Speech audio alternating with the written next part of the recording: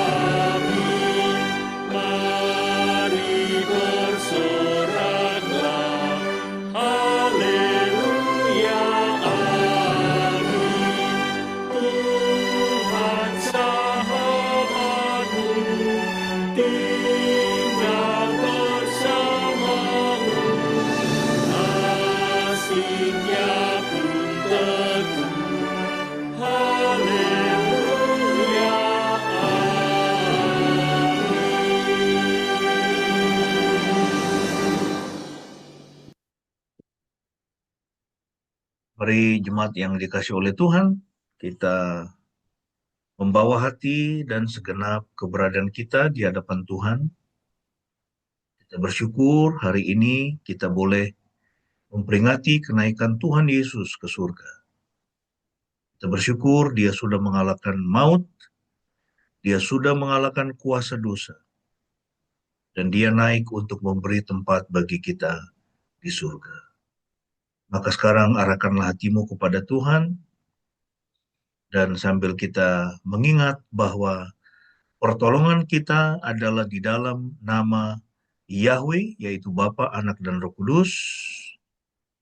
Kiranya berkat dan damai sejahtera dari Yahweh, Bapa, Anak, dan Roh Kudus menyertai saudara-saudara sekalian mulai saat ini sampai Tuhan Yesus datang kembali. Haleluya.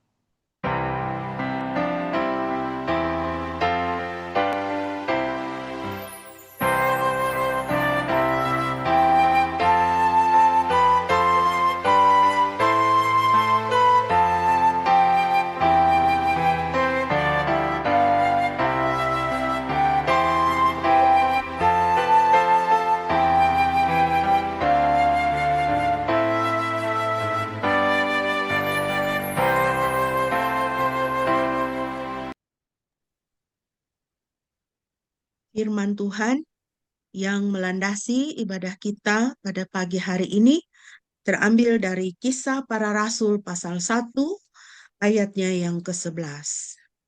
Demikianlah firman Tuhan. Dan berkata, Hai orang-orang Galilea, mengapa kamu terpana memandang ke langit? Yesus ini yang terangkat ke surga di hadapanmu, Dia akan datang kembali dengan cara seperti yang kamu lihat saat Dia naik ke surga. Puji nama Tuhan. Jemaat yang dikasihi Tuhan, hari ini kita memperingati hari di mana Tuhan Yesus naik ke surga. Dia yang datang dari surga ke dalam dunia, Dia kembali ke surga. Sungguh ini membuktikan bahwa Tuhan Yesus adalah Tuhan. Dia bukan manusia biasa, tetapi Dia adalah Tuhan. Dan Dia akan datang kembali Dia akan datang kembali dan menjemput kita untuk bersama-sama dengan Dia. Mari di dalam hidup kita, kita mengarahkan hati kepada pengharapan akan kedatangan Kristus kembali. Dia yang terangkat ke surga, dia akan kembali untuk kita. Jadi jalanilah hidup dengan penuh semangat, dengan penuh sukacita, karena Tuhan akan datang kembali dan menjemput kita. Mari kita memuji Dia dengan bermazmur dari Mazmur pasal 5 ayat 2 sampai dengan ayatnya yang ke-9. Mazmur pasal 5 ayat 2 sampai 9 saya akan memimpin pembacaan pujian ini bagi kita. Mari kita bermazmur bagi Tuhan. Dengarlah perkataanku ya Yahweh, pedulikanlah keluh kesahku. Perhatikanlah suara seruanku Raja dan Elohimku, sebab kepadamu aku berdoa. Ya Yahweh, pada waktu pagi, Engkau mendengar suaraku. Aku menaikkan doaku kepadamu dan menanti-nantikanmu dengan penuh harap. Sebab Engkau bukanlah Elohim yang berkenan kepada kefasikan. Orang jahat tidak akan tinggal bersamamu. Orang yang congkak tidak akan bertahan di depan matamu. Engkau membenci semua orang yang melakukan kejahatan. Engkau akan membinasakan orang-orang yang berkata dusta. Yahweh membenci penumpah darah dan penipu. Tetapi bagiku, aku akan masuk ke dalam rumahmu yang berlimpah kasih setiamu. Dan dengan hormat akan engkau, ku menyembah ke arah baitmu yang kudus. Ya Yahweh, pimpinlah aku dalam kebenaranmu, karena musuh-musuhku. Ratakanlah jalanmu di depanku. Puji nama Tuhan.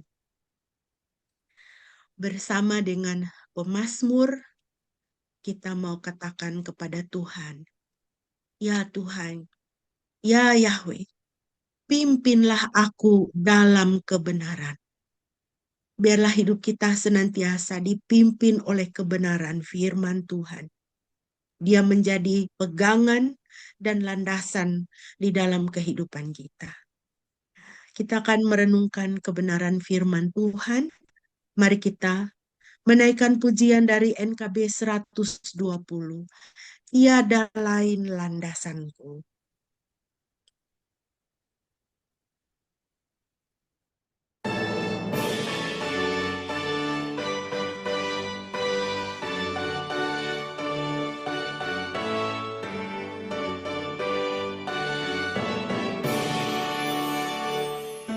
Tiada lain landasanku, hanyalah pada darah-Mu. Tiada lain harapanku, ku bersandarkan nama-Mu. Kristuslah batu karangku, di atas Dia ku teguh, landasan lain hancur luluh. Kasih karuniamu tetap, meskipun jalanku gelap. Kendati taufan menderu, tak akan karam jiwaku. Kristuslah batu karangku, di atas Dia ku teguh, landasan lain hancur luluh.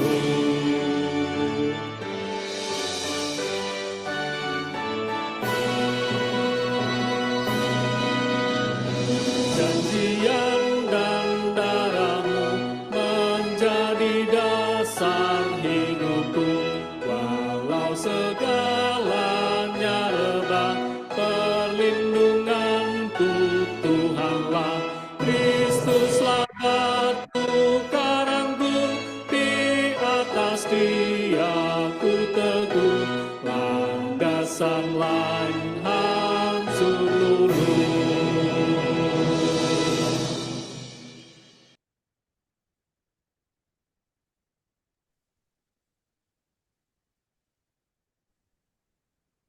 Mari jemaat kita berdoa sebelum kita merenungkan firman Tuhan. Tuhan, terima kasih untuk pagi ini. Kami siap untuk merenungkan, mendengar firman-Mu. Kiranya Roh Kudus mengurapi kami dan menolong supaya kami mengerti firman Tuhan yang kami baca dan renungkan, juga diberikan kemampuan untuk dapat mengaplikasikannya dalam kehidupan kami masing-masing. Berfirmanlah, kami semua sedia mendengar dalam nama Tuhan Yesus. Kami sudah berdoa. Amin. Shalom semua, selamat pagi. Kita dalam suasana memperingati kenaikan Tuhan Yesus ke surga. Kita kembali akan membaca dari Kisah Rasul, pasal yang pertama, ayat 1 sampai ayat yang ke-6. Ya, ayat yang ke-6 sampai dengan ayat yang ke-11. Ya, saya akan bacakan untuk kita. Ketika berkumpul bersama, mereka bertanya kepadanya, Tuhan, akankah engkau mendirikan kembali kerajaan bagi Israel sekarang? Dia menjawab, bukanlah hakmu untuk mengetahui waktu dan saat yang ditetapkan oleh Bapa atas wewenangnya sendiri. Namun, kamu akan menerima kuasa jika Roh Kudus turun atasmu, dan kamu akan menjadi saksiku di Yerusalem, di seluruh Yudea dan Samaria, bahkan sampai ke ujung bumi.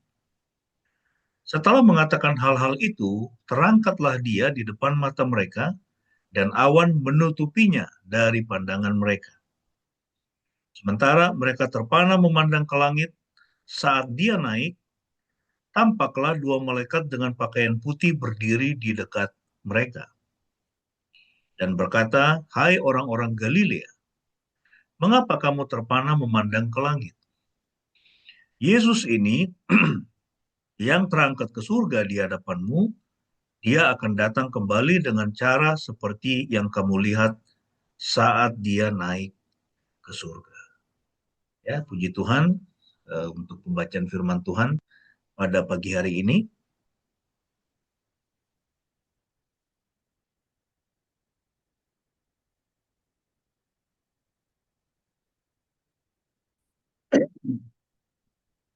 Baik, pagi ini topik kita adalah makna kenaikan Yesus ke surga, ya, mengapa Yesus harus naik ke surga. Kita mulai dengan satu pertanyaan, ya, apakah Anda pernah merasa tidak siap, ya, untuk melakukan atau menerima sesuatu yang penting? Dan tampaknya, saudara-saudara, inilah yang dialami oleh para murid, ya, setelah kebangkitan Yesus. Ya, jadi Tuhan Yesus itu selama 40 hari, ya, dia berulang-ulang menampakkan diri kepada para murid, untuk meyakinkan mereka bahwa dia benar-benar sudah bangkit, ya. Dia melakukan mujizat yang sama di Danau Galilea seperti pertama kali dia perlihatkan saat memanggil Petrus dan saudara-saudaranya. Juga dia makan ikan dan roti, ya, bersama dengan para murid untuk memperlihatkan kepada mereka bahwa yang mereka lihat itu bukan hantu, ya, tetapi Tuhan Yesus sendiri. Nah, itu selama 40 hari, ya. Jadi Anda bayangkan itu waktu yang pendek, ya, sebetulnya. Ya, hanya 1 bulan lebih 10 hari. Ya, itu waktu yang singkat Tuhan Yesus berulang-ulang menampakkan diri kepada mereka, ya, menjelaskan isi hukum Taurat, ya, dan juga kitab Musa, ya, dan juga kitab para nabi, ya, kepada para murid, ya, waktu berjalan ke Emmaus, ya, untuk memperlihatkan kepada mereka bahwa itulah yang akan terjadi pada Mesias. Nah, lalu setelah 40 hari, ya, dia siap, ya, dia segera meninggalkan mereka, sehingga ini tentu sesuatu yang merupakan dilema, ya, atau pertanyaan kepada para murid. Ya, lalu apa yang akan terjadi nanti? Ya, ini kalau guru kami, ya, tempat kami belajar, ya, juga ya, itu sebagai pemimpin kami, ya, kalau dia sudah tidak ada, dia meninggalkan kami, ya, apa yang akan terjadi nanti? Ya, jadi kira-kira pemikiran ini pasti muncul dalam benak para murid. Nah, kalau kita melihat di dalam Kisah Rasul 1 ayat 1 sampai 3, Ya, di situ ada satu hal penting yang penting untuk kita pelajari atau ingat, ya, bahwa semua kita ini harus hidup dalam perspektif kerajaan Tuhan. Ya, semua kita harus hidup dalam perspektif kerajaan Tuhan. Di dalam ayat yang pertama sampai 3 dikatakan Theophilus, ya ini Lukas ya, dia menulis kisah para rasul ini kepada Theophilus, ya, dia mengatakan aku telah menulis dalam buku yang pertama ya mengenai semua yang dilakukan dan diajarkan Yesus. Sampai pada hari dia terangkat setelah memberi perintah melalui Roh Kudus kepada para rasul yang telah dipilihnya. Sesudah dia menderita, dia menunjukkan melalui banyak tanda bahwa dia hidup dengan menampakkan diri selama 40 hari kepada mereka dan berbicara tentang kerajaan Elohim. Ya, jadi selama 40 hari Tuhan Yesus, ya pasca itu kebangkitan dari kematian, ya dia menampakkan diri berulang-ulang dan berbicara tentang kerajaan Elohim, ya kerajaan Tuhan, kerajaan surga. Ya karena ini hal yang penting dan dia mau para murid semuanya mereka hidup dalam perspektif kerajaan Tuhan. Ya, tidak hanya melihat atau ya mereka tidak hidup dalam perspektif kerajaan manusia. Ya, itu tadi kita membaca itu ada pertanyaan para murid ya, itu kepada Yesus ya atau permintaan ya itu para murid itu meminta itu Tuhan Yesus ya bertanya apakah engkau akan memulihkan kerajaan Israel? Ya, yang mereka maksudkan itu adalah kerajaan duniawi. Ya, kalau kita melihat sekarang ini ya ada gereja-gereja atau kelompok orang tertentu yang melihat ya bahwa Israel jasmania ya atau negara Israel sekarang itu sebagai sesuatu yang ya yang masih sangat signifikan, masih sangat penting. Ya. Nah, tetapi Tuhan Yesus dia berbicara dari perspektif ya kerajaan Elohim, ya itu kerajaan Tuhan. Ya, bukan hanya semata-mata kerajaan Israel. Nah, jadi itu kerajaan Tuhan itu bukan hanya pengharapan di masa depan. Ya, kita mesti ingat itu. Ya, tetapi kerajaan Tuhan itu ya merupakan sebuah realitas masa kini yang terjadi melalui kehadiran Kristus dan para pengikutnya. Ya, itulah makna dari Tuhan Yesus ketika ya itu mengajar kita dua yang sangat penting, dua Bapa kami, ya itu dia mengatakan apa? Bapa kami yang di surga, dikuduskanlah namamu. Ya, datanglah kerajaanmu. Ya, jadilah kehendakmu di bumi seperti di surga. Nah, jadi kita semua juga ya dipanggil oleh Tuhan ya untuk ya kita ini ya tidak hanya berpikir untuk masa depan. Ya, itu masa nanti ya waktu kita bersama dengan Kristus di kekekalan ya, tapi kita mesti ingat bahwa Tuhan Yesus juga dia sudah menebus ya masa kini. Ya, dia menebus ya waktu di mana kita hidup saat ini. Ya, kita mesti ingat bahwa keselamatan itu bukan hanya berbicara tentang masa depan. Ya, jadi kalau kita berbicara tentang keselamatan itu artinya saya telah diselamatkan. Jadi waktu pertama kali saya menerima Kristus sebagai Tuhan dan Juru Selamat saya, anugerah Tuhan itu sempurna menyelamatkan saya. Ya, itulah waktu kita dilahirkan kembali.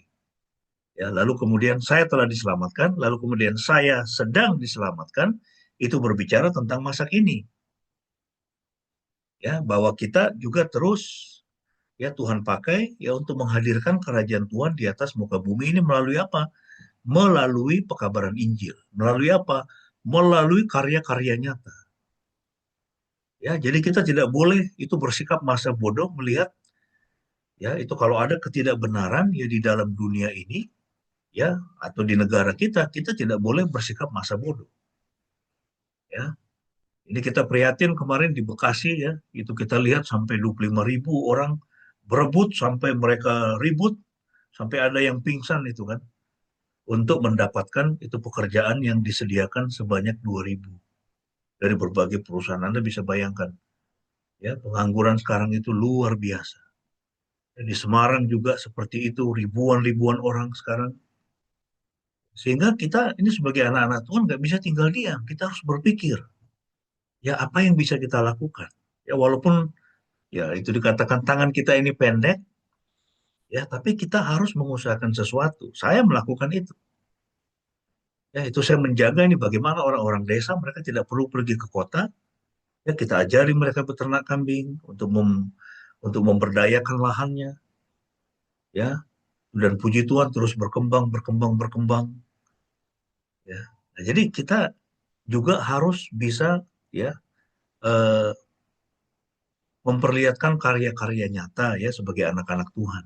Ya, jadi bukan hanya ya itu berbicara tentang masa depan, ya berbicara tentang eh, itu kedatangan Yesus kembali ya atau saat kita bersama dengan Dia di dalam kerajaan surga. Ya, jadi kerajaan Tuhan itu bukan hanya pengharapan di masa depan, tetapi juga sebuah realitas masa kini yang terjadi melalui kehadiran Kristus dan para pengikutnya. Ya, jadi anak-anak Tuhan itu harus membuat ya itu perubahan. Ya, harus bisa menjadi berkat ya bagi dunia ini. Ya, tidak boleh atau tidak cukup kita hanya hidup untuk diri kita sendiri saja. Ya, juga tidak boleh hanya kita memperhatikan keluarga kita saja. Ya, jadi orang lain juga harus kita perhatikan. Itu sesama kita harus kita perhatikan dan ya harus kita berdaya. Nah, jadi pertanyaannya apakah kita sudah hidup dalam cara berpikir kerajaan Elohim? Ya, apakah kita menyadari bahwa Tuhan tetap memerintah dan sedang memperluas kerajaannya melalui hidup kita? Jadi sekali lagi, keselamatan tidak hanya berbicara tentang future, ya itu masa depan, ya saat kita bertemu dengan Tuhan Yesus muka dengan muka, ya, tapi juga berbicara tentang masa lalu, past tense, waktu kita dilahirkan kembali, dan juga masa kini, ya, yaitu bagaimana kita bisa membuat perubahan-perubahan di dalam dunia ini dan juga melalui pemberitaan Injil yang kita lakukan. Ya, jadi dengan cara demikian kita akan memperluas kerajaanmu seperti yang itu diajarkan Tuhan Yesus kepada kita. Jadilah kehendakmu di bumi seperti di surga. Itu yang Tuhan mau untuk kita lakukan. Nah, lalu kalau kita melihat di dalam teks kita ini, ya di dalam ayat 45, ya di situ Tuhan Yesus, dia memerintahkan para murid itu untuk menunggu. Ya, Yesus memerintahkan para murid untuk tidak terburu-buru, ya, tetapi mereka harus menunggu karunia yang dijanjikan oleh Bapa, yaitu Roh Kudus. Ya, mereka harus menunggu kedatangan Roh Kudus. Ya, nah, saudara, ini terkadang tindakan catatan kita yang terbesar adalah menunggu. Ya, sering sekali kita ini terburu-buru. Ya, dalam dunia yang serba cepat, ya kita mau terburu-buru, terburu-buru. Ya, ingin cepat lulus kuliah, ingin cepat eh, mendapat pekerjaan, ingin cepat kaya, ingin cepat mendapatkan jabatan. Ya, tidak sabar menantikan waktu Tuhan. Ya, setiap kita itu harus belajar bersabar menanti waktu Kairos. Dan percayalah, ya, bagi setiap Anda, ya, itu juga termasuk saya, akan ada waktu-waktu Kairos dalam hidupmu kalau Anda sabar menunggu. Ya, kita harus menunggu waktu Tuhan. Ya, jangan terburu-buru. Ya, di dalam Alkitab itu dikatakan bahwa peninggian itu datangnya dari Tuhan, bukan dari timur atau barat datangnya peninggian itu, tetapi Tuhan itu hakim yang adil, ya diangkatnya yang satu dan direndahkannya yang lain. Ya, jadi kalau kita memaksa diri kita untuk meninggikan diri kita pada saat ini atau secepat mungkin, tetapi itu bukan kehendak Tuhan, maka kita bisa jatuh. Ya, dan kita bisa mengalami kejatuhan yang parah. Ya, kita harus menunggu waktu Tuhan. Sama seperti Tuhan Yesus ya memerintahkan kepada para murid, ya tunggu, tunggu ya kuasa dari atas, tunggu Roh Kudus dicurahkan kepadamu. Sebelum kamu benar-benar siap untuk menjadi saksiku, ya. Jadi di dalam hidup kita juga seperti itu, kita harus sabar menanti waktu Tuhan. Apakah Anda mencoba melakukan pekerjaan Tuhan tanpa kuasanya? Ya, ingat, menunggu Tuhan bukanlah waktu yang terbuang, itu adalah mempersiapkan diri untuk pemberdayaan Roh Kudus.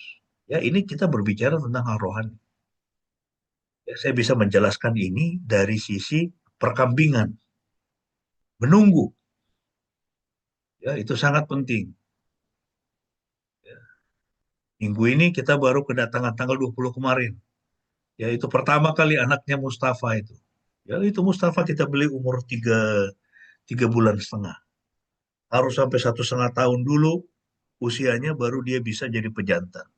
Terus dia mengawini, ya itu si Zakia itu F3, ya itu mengawini. Zakia mengandung 5 bulan, itu kemarin tanggal 20 Mei, ya anak pertama si Zakia. Wah, itu betina. Waduh, saya bahagia sekali. F4, saudara.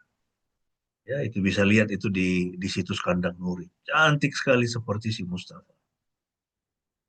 Empat itu berarti dia sangat dekat sekali dengan, yaitu dengan Sanen. Itu harganya bisa 15 juta itu kalau dijual usia-usia segitu.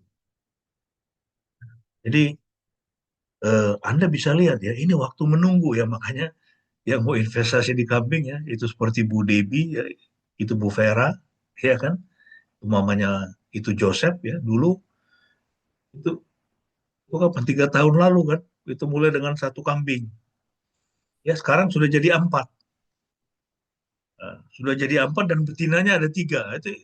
Itu bayangkan dalam 2 tahun lagi itu jadi berapa? Ya, nah tetapi itu proses menunggu. Nah itu juga sama saudara dalam pekerjaan Tuhan seperti itu dalam hidup kita. Ya, Tuhan memerintahkan para murid untuk menunggu. Ya, jangan terburu-buru. Ya, juga dalam hidup kita ini kita nggak boleh boros. Ya, harus penuh dengan perhitungan. Ya, juga jangan hidup itu hedonis. Ya, ini anak-anak muda sekarang ini itu gampang sekali ya, mereka mereka bekerja, dapat duit, lalu habis ya untuk hal-hal yang sebetulnya tidak terlalu perlu. Ya, sehingga mereka tidak, ya itu tidak apa, mereka tidak bisa menabung. Ya, nah, jadi Tuhan mau supaya kita menunggu ya, menunggu Tuhan bukanlah waktu yang terbuang. Ya, itu adalah mempersiapkan diri untuk pemberdayaan Roh Kudus.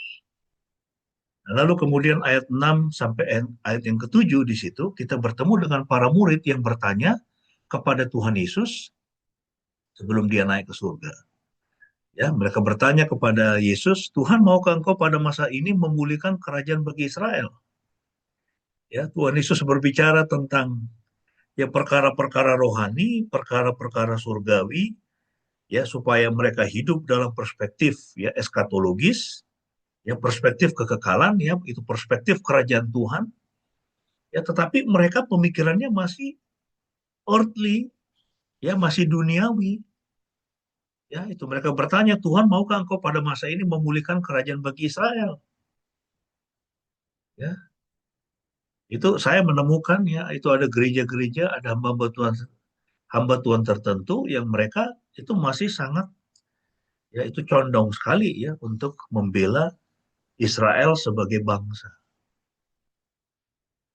Padahal kalau kita melihat ya di dalam perspektif kekekalan ya Israel itu misinya sebetulnya ya, untuk menghadirkan juru selamat itu sudah selesai. Ya, tetapi misi mereka bagi eskatologi ya kedatangan Kristus kembali itu memang masih ada. Nah, Tuhan Yesus di sini mengalihkan mereka dari harapan politik ke misi rohani. Ya, makanya Tuhan Yesus itu menjawab mereka ya dia mengatakan ya bukan urusanmu ya untuk mengetahui masa dan waktunya ya, yang ditetapkan Bapa menurut kehendaknya. Ya, jadi Yesus mengalihkan mereka dari harapan politik ke misi rohani. Ya, ia tidak menegur keinginan untuk pemulihan, tetapi membentuknya kembali di sekitar rencana Tuhan yang lebih besar. Ya, rencana Tuhan yang lebih besar itu apa? Yaitu penyelamatan ya dunia ini. Nah, saudara, sebagai aplikasinya, apakah kita sedang mencari jenis perubahan yang salah? Ya, politik, pribadi, atau situasional, ya ketika Allah ingin mengubah dunia melalui kesaksian kita. Tuhan ingin mengubah dunia melalui kesaksian kita, melalui hidup kita. Ya, makanya kita perlu memberitakan Injil. Ya, saya di Gunung Kidul itu, ya bukan hanya kita bicara soal soal perkambingan ya, tapi saya melatih mereka juga untuk bisa bertemu ya dengan para tetangga mereka, orang-orang lain, ya lalu kemudian supaya mereka bisa bersharing ya kebenaran firman Tuhan dan membawa orang lain, bahkan keluarganya yang belum diselamatkan, ya mereka bisa diselamatkan. Ya, Tuhan Yesus mengatakan ayat yang ke-8, kamu akan menerima kuasa kalau Roh Kudus turun ke atas kamu. Ya, ini penting sekali. Ya, kamu akan menjadi saksiku di Yerusalem dan di seluruh Yudea dan Samaria dan sampai ke ujung bumi. Ya, mengapa Tuhan Yesus harus naik ke surga? Supaya dia bisa hadir secara pribadi, secara penuh, ya di dalam diri setiap orang percaya. Ya, kalau dia masih tinggal di bumi, ya dia tidak bisa hadir dalam diri setiap orang percaya. Dia harus naik ke surga bersama Bapa mengutus Roh Kudus.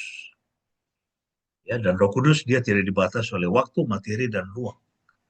Ya, dia ada di segala tempat dan dia bisa berdiam di dalam diri setiap orang. Roh Kudus itu satu, ya, itu adalah pribadi Tuhan sendiri, tapi dia bisa hadir di dalam setiap orang. Kenapa? Karena ketika Tuhan menciptakan manusia, Adam dan Hawa, dan juga Tuhan menciptakan kita, ya ketika sel telur dibuahi dengan sperma, lalu kemudian terjadi kehidupan, ya maka Tuhan sudah memberikan rohnya kepada ya semua makhluk hidup. Ya, jadi Roh Kudus dalam diri saya itu sama dengan Roh Kudus yang ada di dalam diri Anda. Ya, dia hadir di segala tempat, dia hadir di segala waktu, sehingga di dalam hidup kita ini, apapun masalah kita bisa datang kepada Tuhan dan kita berdoa. Mohon Tuhan Roh Kudus ya untuk menghibur kita kalau waktu kita sedih, ya memberikan guidance, memberikan bimbingan, ya waktu kita membutuhkan bimbingan, ya waktu kita tersesat untuk menunjukkan jalan yang tepat. Ya kita bisa datang kepada Roh Kudus kapanpun. Ya. Dan Tuhan Yesus katakan Roh Kudus itu dia bukan hanya pribadi yang akan memimpin kita dalam seluruh kebenaran, tapi dia juga akan memberikan kepada kita kuasa. Ya, kuasa untuk apa? Kuasa untuk menjadi saksi. Ya, di Yerusalem, Yudea, Samaria, sampai ke ujung bumi, kata Tuhan. Ya, Roh Kudus memberikan kuasa. Itu artinya apa? Itu artinya bahwa kita ini tidak ada seorang pun di antara kita yang bisa menobatkan satu orang pun. Untuk mereka bisa datang kepada Tuhan. Tidak bisa. Ya, itu bukan pekerjaan kita. Tugas kita memberitakan. Ya, tugas kita memberitakan Injil. Tugas kita adalah untuk menceritakan nama Yesus supaya orang bisa mendengar. Ya, lalu selebihnya urusan dia percaya dengan Tuhan, dia kemudian bertobat menerima Yesus sebagai juru selamatnya, itu bukan urusanmu. Ya, itu bukan tanggung jawab kita, itu adalah urusan, itu adalah tanggung jawab, itu adalah di dalam kedaulatan Roh Kudus. Ya, makanya kan Tuhan Yesus itu mengajar para murid, ya kamu pergi diutus dua-dua, ada kelompok apa itu 120 murid, ada 70 murid, ya dua-dua itu ke desa-desa, ke kota-kota.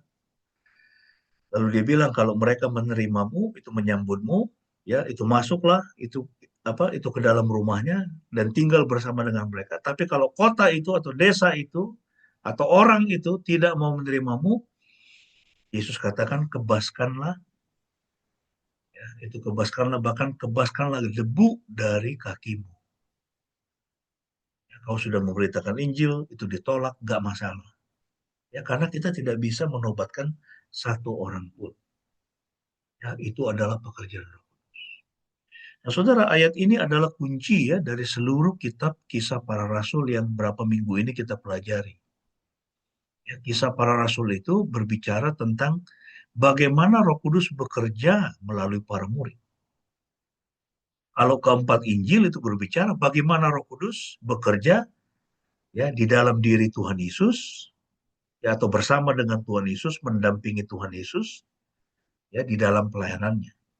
Tapi Yesus naik ke surga, Roh Kudus dicurahkan kepada setiap orang percaya, ya, maka Roh Kudus berdiam di dalam diri orang percaya dan bekerja, ya mulai dari ya Kisah Rasul pasal yang kedua sampai saat ini dan sampai akhir zaman. Roh Kudus masih terus bekerja hingga saat ini. Ya, jadi ini adalah kunci ya dari seluruh kitab ya, Itu para rasul ya, itu kisah para rasul. Jadi bukan kekuatan manusia, tetapi kuasa Roh Kudus ya, yang memberikan kepada kita hikmat, keberanian, ya juga mujizat. Ya, jadi itu bukan kekuatan manusia. Kita tidak sekali lagi sepintar apapun kita. Ya, ini seperti saya belajar teologi sedalam apapun. Ya, ilmu teologi saya tidak bisa menobatkan satu orang. Ya, hanya Roh Kudus yang bisa menobatkan dia. Ya, sehingga kita tidak boleh sombong. Ya, itu hamba Tuhan kalau dipakai luar biasa. Ya, sampai dia bisa memenangkan ribuan-ribuan orang datang kepada Tuhan. Ya, dia tidak boleh sombong. Ya, di dalam anugerahnya Tuhan mau pakai dia. Ya, itu pekerjaan Roh Kudus dalam diri. Dan tujuannya apa? Menjadi saksi. Ya, menjadi saksi untuk memberitahu, ya, menunjukkan dan menjalani kebenaran Kristus yang telah bangkit. Ya, Tuhan mau kita semua menjadi saksi. Kamu adalah saksi-saksiku, kata Tuhan. Ya. Kalau kita menolak untuk menjadi saksi, maka kita akan kehilangan berkat Tuhan. Ya, ingat itu, saudara. Ya, kalau kita menolak menjadi saksi Kristus, kita akan kehilangan berkat Tuhan. Justru waktu kita punya kerinduan dan kita menjalani menjadi saksi Kristus, yang menjadi terang, ya dimanapun kita berada, ya maka berkat Tuhan itu pasti akan itu kita nikmati dan kita akan terus mengalami pertambahan, bukan decrease, tapi pertambahan. Ya itu sama seperti orang yang mencari Tuhan dan sungguh-sungguh mengenal Tuhan dan melakukan kehendak Tuhan. Dia akan terus increase, ya dia akan terus increase dalam semua hal yang baik. Ya kita belajar itu Abraham, Ishak dan Yakub, orang-orang yang Tuhan pilih. Ya, mereka semakin bertambah, pengaruhnya semakin bertambah. Ya, keluarganya semakin bertambah, anak cucunya semakin bertambah. Tuhan bilang seperti bintang-bintang di langit. Kekayaannya juga semakin bertambah. Ya, jadi kalau kita dalam hidup kita justru ya harta benda kita itu makin lama makin kurang, menipis bahkan sampai habis. Sampai kita jadi melarat, itu berarti ada yang salah dalam hidup kita. Ya, kita tidak berada di pusat kehendak. Kalau kita berada di pusat kehendak Tuhan, maka Tuhan akan pimpin kita sampai ke tanah Kanaan, tanah perjanjian itu pasti. Kita akan jadi berkat, bukan jadi peminta-minta. Ya. Lalu kemudian berbicara mengenai rencana, mulai dari tempat Anda berada, ya Yerusalem. Jadi Yerusalem itu seperti rumah kita. Ya, mulai menjadi saksi. Ya, menjadi saksi di tengah-tengah rumahmu. Itu artinya apa? Rumahmu itu harus jadi rumah yang ya itu penuh damai sejahtera.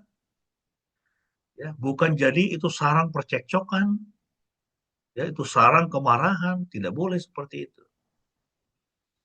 Ya, ini para orang tua harus jadi saksi untuk anak-anaknya. Ya, itulah Yerusalem kita. Kemudian kita bergerak keluar, Yudea dan Samaria itulah para tetangga kita. Ya, itulah para tetangga kita.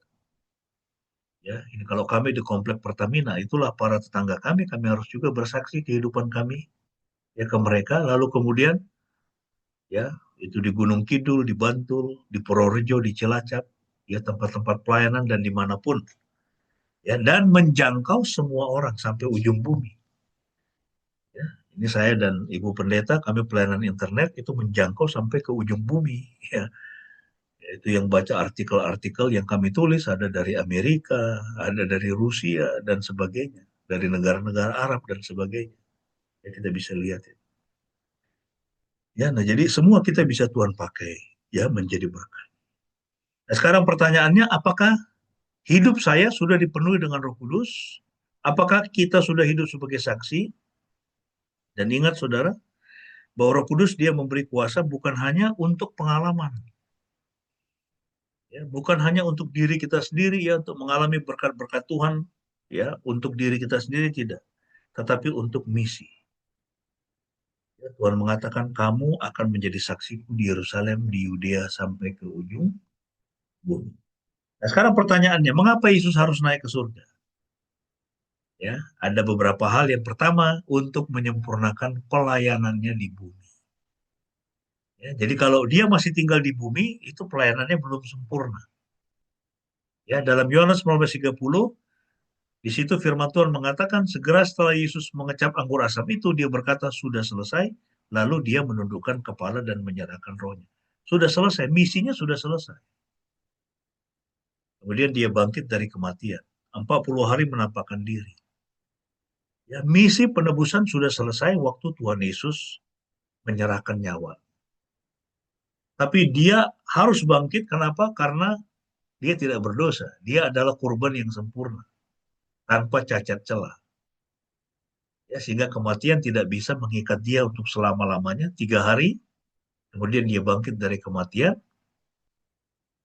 ya, 40 hari dia menampakkan diri kepada para murid, memperlihatkan kepada mereka bahwa dia sungguh-sungguh sudah bangkit, ya, nah, tetapi dia tidak boleh terus tinggal di bumi dalam tubuh itu manusia, ya, dia naik ke surga, ya, dia naik ke surga dan Roh Kudus dicurahkan, ya, supaya Roh Kudus bisa dicurahkan. Jadi ya, kenaikan Tuhan Yesus ke surga itu adalah untuk menyempurnakan pelayanannya di bumi. Ya, memang penebusan sudah selesai, tetapi ya, itu pelayanan Kristus untuk melahirkan kita kembali menjadi anak-anak Tuhan seperti Adam dan Hawa sebelum jatuh ke dalam dosa, itu belum selesai. Itulah sebabnya dia harus naik ke surga. Untuk apa? Untuk mengutus Roh Kudus, ya, supaya dia bersama dengan Bapa mengutus Roh Kudus. Yohanes 16:7. Aku mengatakan kebenaran kepadamu bahwa berguna bagimu jika aku pergi. Karena jika aku tidak pergi, penghibur itu tidak akan datang kepadamu. Tetapi jika aku pergi, aku akan mengutus dia kepadamu. Ya, Roh Kudus disebut sebagai penghibur. Jadi kalau kita merasa sedih, merasa kecewa, kita bisa kapanpun datang kepada Roh Kudus dan kita berdoa menaikkan, ya, doa sederhana seperti ini. Roh Kudus, tolong hiburkan saya. Ya, dan tunggu, nggak lama Anda akan dihibur oleh. Banyak kita lantas marah-marah ke sana kemari. Ya, itu jangan. Ya, datang kepada Tuhan, datang kepada Roh Kudus, minta dihibur oleh Roh Kudus. Ya, jadi Roh Kudus itu sebagai penghibur. Bukan hanya itu. Ayat 8. Apabila dia datang, dia akan menginsafkan dunia mengenai dosa, kebenaran, dan penghakiman. Ya, jadi yang bisa menginsafkan manusia sampai mereka bertobat dari dosa-dosanya, sampai mereka bisa memahami kebenaran, sampai mereka bisa menerima bahwa akan ada penghakiman Tuhan, itu semua adalah pekerjaan Roh Kudus. Ya, tanpa Roh Kudus bekerja dalam diri seseorang, ya, mereka tidak mungkin bisa percaya. Ayat 9. Mengenai dosa karena mereka tidak percaya kepadaku. Mengenai kebenaran karena aku pergi kepada Bapakku dan kamu tidak melihat aku lagi. Mengenai penghakiman karena penguasa dunia ini telah dihukum. Ya, jadi dosa, kebenaran, dan penghakiman, ya, ini 3 hal yang penting yang Tuhan Yesus nyatakan dalam bagian ini. Seseorang bisa menerimanya, ya, bisa mempercayainya, ya, dan ya, dia punya kesadaran untuk menghindarinya supaya dia tidak dihukum. Dia kemudian datang kepada Kristus. Itu hanya bisa terjadi melalui pekerjaan Roh Kudus. Ya, Anda masih ingat itu. Ya, tugas kita adalah memberitakan. Ya, tetapi hal untuk seseorang bisa percaya itu adalah pekerjaan Tuhan sendiri, dalam hal ini Roh Kudus. Ya, itu Rasul Paulus, dia menulis, dia mengatakan, tidak ada seorang pun yang bisa mengaku Yesus Kristus adalah Tuhan kalau bukan Roh Kudus di dalam dirinya yang menyatakan itu. Ya, jadi karena Roh Kudus berdiam di dalam diri Anda, ya, bekerja di dalam diri Anda, maka Anda saat ini bisa mengatakan Yesus adalah Tuhan, mengakui Yesus adalah Tuhan, dan juga mengakui ketuhanannya. Yang ketiga, mengapa Yesus naik ke surga? Untuk memerintah sebagai Raja dan Tuhan. Ya, dia mau memperlihatkan kepada dunia, kepada kita bahwa dia adalah Raja, dia adalah Tuhan. Ya, itu seperti nubuatan di dalam Daniel pasal yang ke-9 itu. Anak manusia dikatakan. Kepadanya diberikan segala kuasa pemerintahan atas seluruh bumi, atas seluruh dunia. Dia dibawa kepada yang lanjut usia. Lalu diberikan segala kuasa dan pemerintahannya dikatakan kekal untuk selama-lamanya. Itu penglihatan Daniel. Itu berbicara tentang siapa? Berbicara tentang Yesus. Ya, makanya di dalam Injil itu tuh gelar Yesus sebagai anak manusia, ya, itu bukan gelar main-main, saudara. Ya, justru itu bukan memperlihatkan dia sebagai itu manusia yang fana, tidak. Karena itu merujuk kepada kitab Daniel. Ya, Daniel mengatakan, ya itu dia itu dalam penglihatan itu melihat anak manusia dikatakan dibawa kepada yang lanjut usia dan diberikan kepadanya segala kuasa, ya dia akan memerintah untuk selama-lamanya. Itu siapa yang bisa ya memerintah untuk selama-lamanya dan diberikan kuasa atas seluruh dunia? Siapa itu kecuali Kristus? Ya, ayat yang ke-9, Filipi 2. Karena itulah Elohim sangat meninggikan dia dan memberikan kepadanya nama di atas segala nama, supaya dalam nama Yesus ya bertekuk lutut segala yang di surga, di bumi, dan di bawah bumi.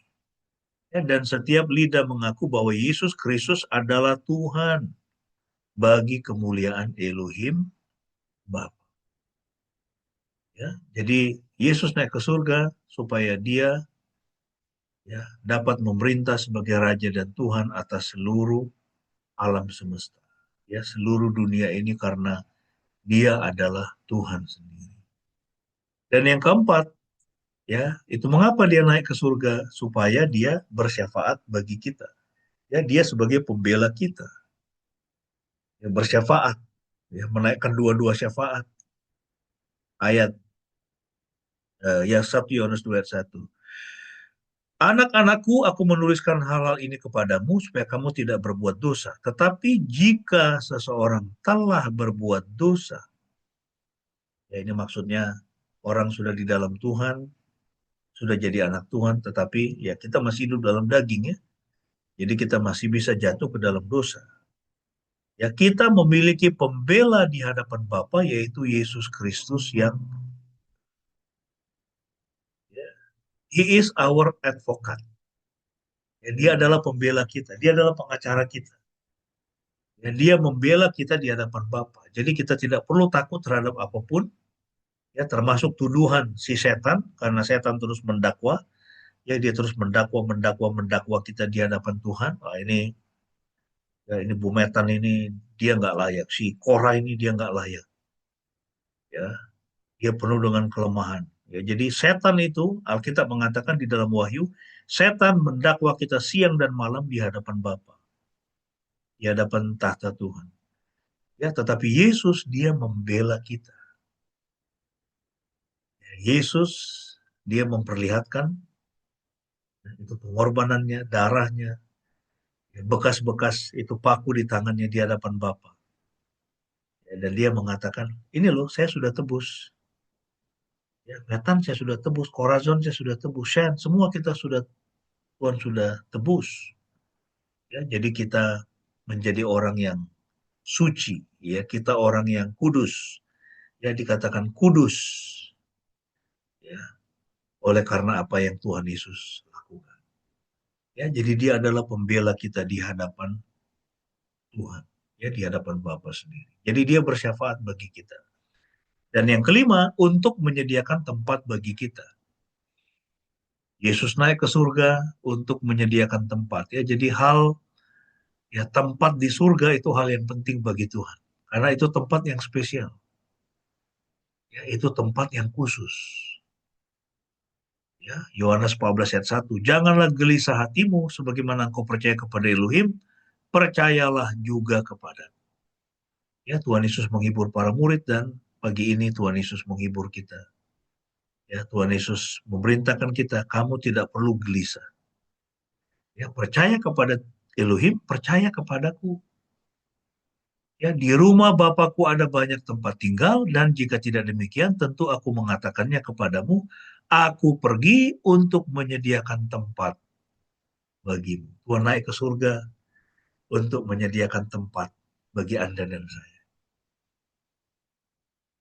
Jadi ya, Tuhan menyediakan rumah ya. Kalau misalnya rumah kita lihat kurang bagus di bumi ini, ada orang punya rumah bagus-bagus. Ya, tapi rumah kita sederhana, rumah kita biasa saja.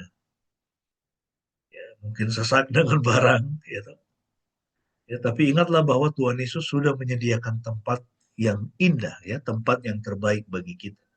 Ya, dia mengatakan, jika aku pergi dan menyediakan tempat bagimu, maka aku akan datang kembali untuk membawa kamu kepadaku, supaya di tempat aku berada, kamu pun berada. Jadi setelah menyediakan tempat bagi kita, Yesus dia akan datang kembali. Karena apa? Dia mau kita semua tetap bersama-sama dengan dia. Ya, dia bersama-sama dengan kita di bumi ini melalui kehadiran Roh Kudusnya. Dan nanti di kekekalan kita juga akan bersama-sama melihat dia di dalam kemuliaan. Dan yang terakhir, agar suatu hari nanti dia bisa kembali.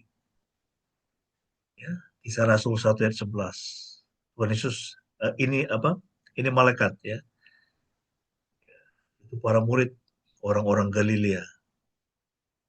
Ya, dikatakan, hai orang-orang Galilea, mengapa kamu terpana memandang ke langit? Ya, mereka terpana memandang ke langit. Waduh, ini guru kita udah pergi. Waduh, ini juru selamat kita sudah pergi. Ya, mereka terpana dengan semua pikiran yang berkecamuk ya di dalam benaknya pastilah. Ya kan? Tapi mereka ingat Yesus mengatakan, kamu tunggu di Yerusalem sampai kuasa dari atas diberikan kepadamu. Roh Kudus dicurahkan kepadamu. Ya, jadi mereka terpana. Ya kan? Mereka seperti ya induk ayam yang kehilangan apa? Itu seperti anak ayam yang kehilangan induknya. Mereka terpana memandang ke langit. Ya, malaikat mengatakan, Yesus ini yang terangkat ke surga di hadapanmu, dia akan datang kembali. Jadi Yesus terangkat, naik ke surga, itu di atas awan-awan. Ya, awan-awan dia terangkat, naik ke surga, dan ya itu malaikat itu mengatakan, dia akan datang kembali dengan cara seperti yang kamu lihat saat dia naik ke surga. Jadi dia nanti akan datang kembali juga di awan-awan. Ya, untuk menjemput kita semua. Ya, satu hari nanti dia akan kembali. Kita tidak tahu kapan. Ya, kita lihat dunia ini ya dengan semua permasalahannya, ya, dengan semua tantangannya.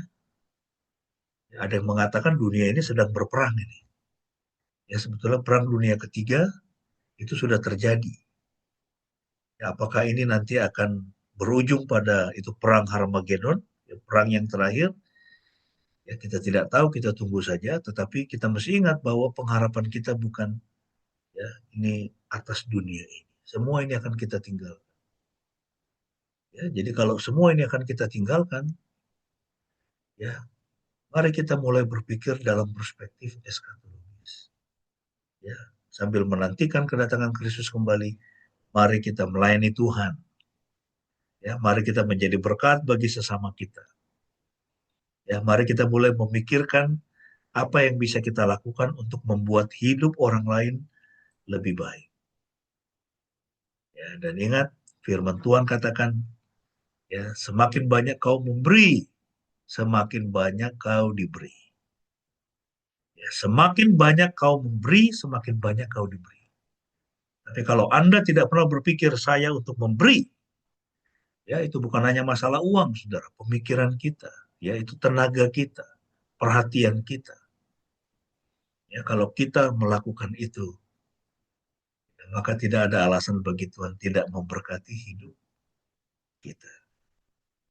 Ya, kiranya firman Tuhan menjadi berkat untuk kita semua. Amin. Baik, kita akan masuk dalam perjamuan kudus. Saya mempersilakan semua jemaat yang sudah menyiapkan roti dan anggur untuk menyiapkan roti dan anggurnya. Mari kita berdoa terlebih dahulu. Terima kasih Tuhan untuk firman-Mu. kami boleh memperingati kedatangan Tuhan Yesus, kenaikan Tuhan Yesus ke surga, dan prinsip-prinsip rohani mengapa engkau naik ke surga. Supaya Roh Kudus bisa diberikan kepada kami. Supaya kami bisa menjadi saksi Tuhan yang efektif. Engkau naik ke surga supaya engkau bersyafaat bagi kami di hadapan Bapa siang dan malam. Dan juga karena engkau mau menyediakan tempat yang terbaik. Terima kasih Tuhan. Kenaikanmu ke surga mengingatkan kami bahwa misi penebusan sudah selesai, sudah sempurna, dan semakin disempurnakan melalui kenaikanmu ke surga. Saat ini Tuhan, kami mau mengingat cinta kasih-Mu lagi.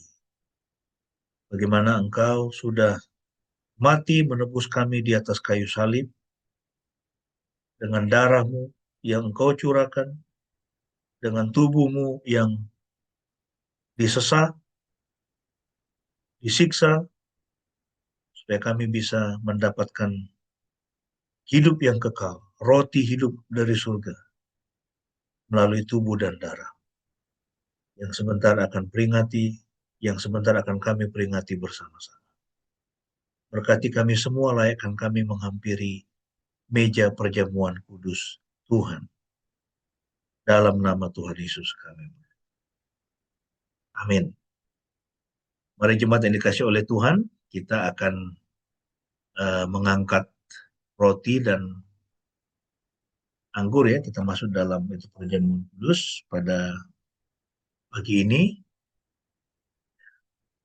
Dan inilah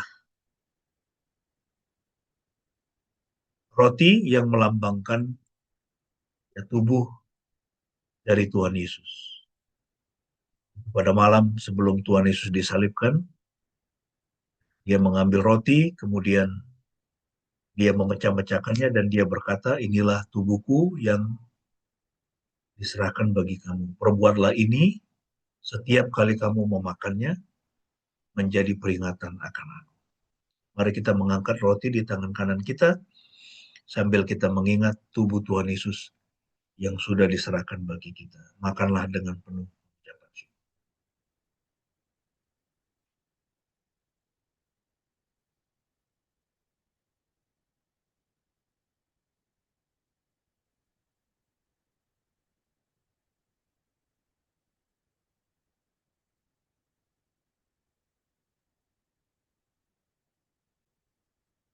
Kemudian Yesus mengambil anggur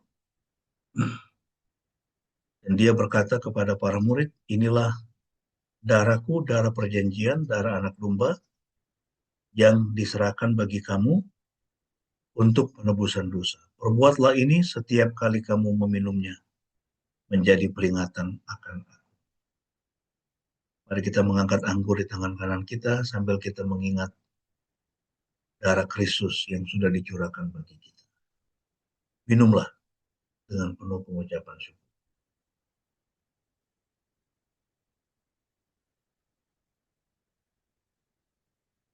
Saya minta Ibu Pendeta bisa menutup dengan doa, juga sekalian untuk menaikkan doa-doa syafaat.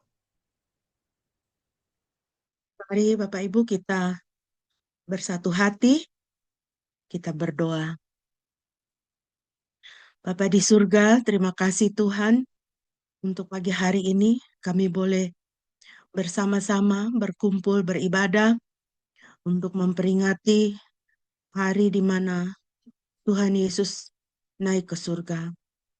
Terima kasih Bapa atas karunia-Mu, Engkau telah memberikan Putra Tunggal-Mu untuk mati di atas kayu salib, menebus dosa-dosa kami, dan bangkit dari antara orang mati, memberikan kami kehidupan yang baru, naik ke surga untuk menyediakan tempat bagi kami, sehingga hidup kami di dunia ini adalah hidup yang boleh kami jalani dengan pengharapan, dengan kekuatan, dengan sukacita, dengan mata yang tertuju kepada sorga, karena Tuhan Yesus akan datang kembali, firman Tuhan, dan akan menjemput kami, untuk kami kelak boleh berkumpul bersama-sama.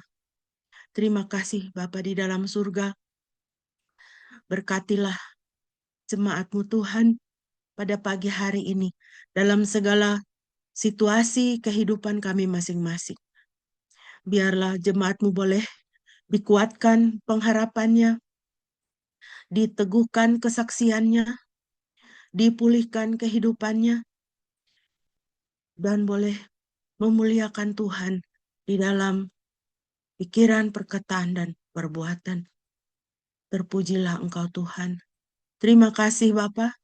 Kami terus berdoa untuk bangsa dan negara kami. Kiranya Tuhan, Engkau tolong kami Bapa.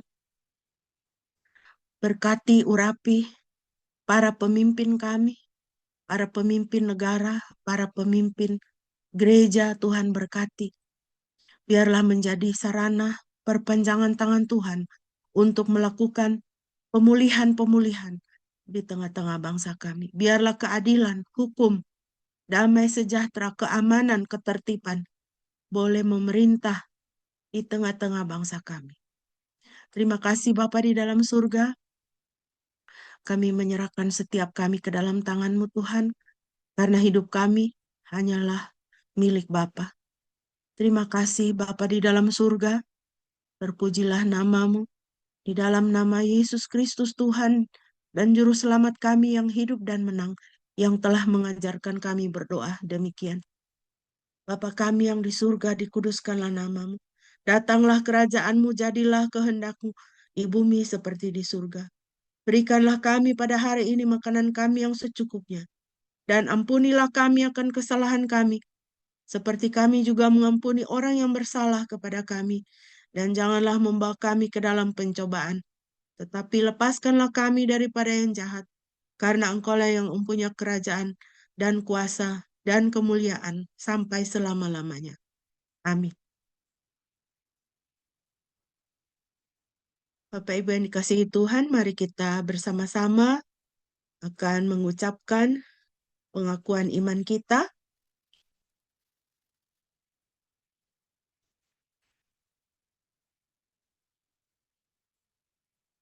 Marilah kita berkata demikian.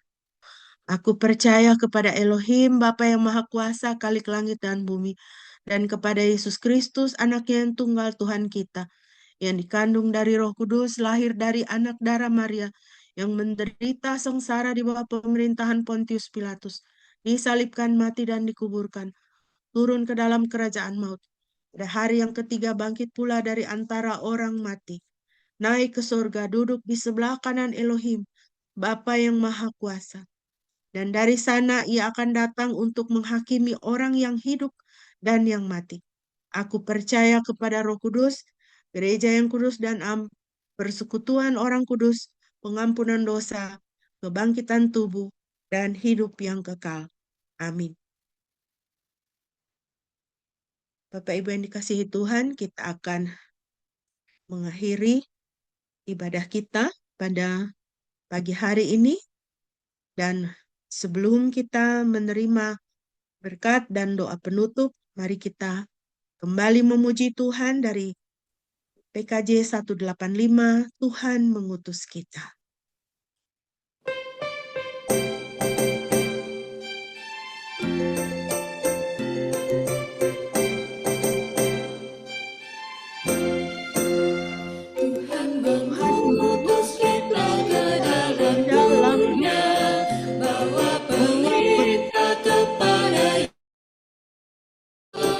Meski hina serta dilanda duka, harus melakukan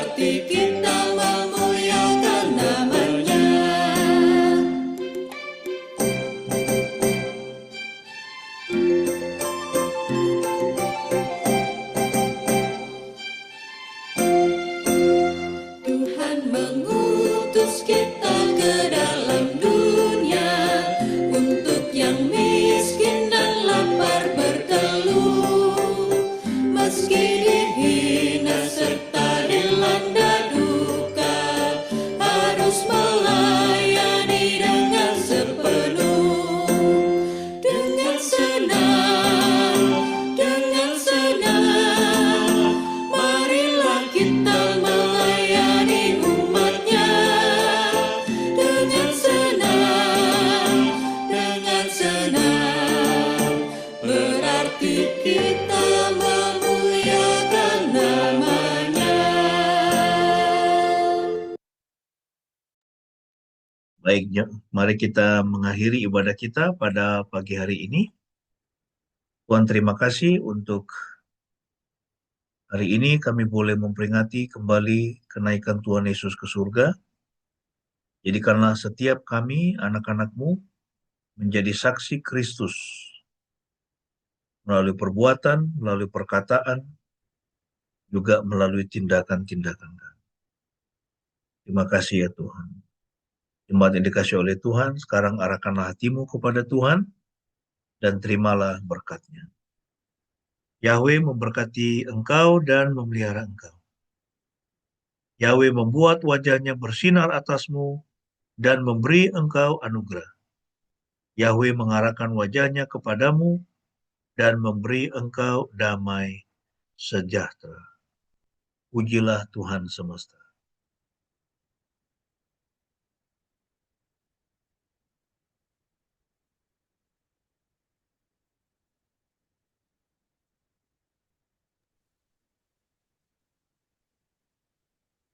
Pujilah Khalik semesta, sumber segala kurnia. Sorga dan bumi puji terus Sang Bapa, Putra, Roh Kudus.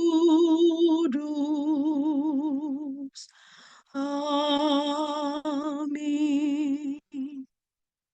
Amin. Mari kita masuk dalam saat teduh.